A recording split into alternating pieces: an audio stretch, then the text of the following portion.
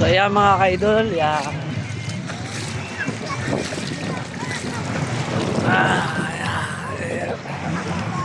Sige na, waterproof yung tubig. Waterproof to cellphone ko mga idol. Love mo nga. Oh, pero wag subukan. Wag subukan mga ka-idol. Yan.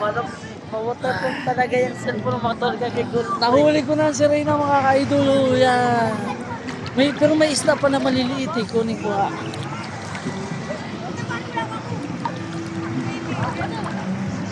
Yan.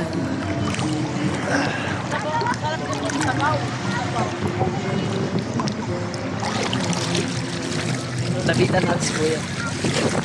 Bossing! Boss, wala na yung isda malapad mo. Ito, kagaya nito. Yan, ganito. Yan mga ka-idol. Oh. Ganito, meron ka? Wala na? Nabili na nila yun. Nabili na nila. Nakabili ka pa kanina? Kanya, nakabili ka? Hindi ko nabili. Mayroon akong malaki yan. Hindi, maliit. Ito yon. Ayaw. Hindi, mamaya na, mamaya pag nakuha nila po isda. Yung maliit. Yung ganito. Ha? Kanila na yan. Sa kanila na to, nabili na na. Nabili na pala mga ka-idol. So wala tayong magagawa.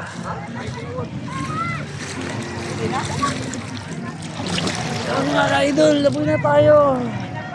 Yan. Buhay. Enjoy lang. Sarap ng buhay, hindi puro work and work. Okay? Pagyat na Waterproof po ito, waterproof.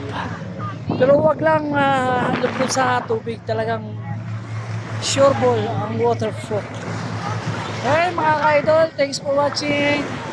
Enjoy lang sa mga kanila yung naroon. Okay, God bless.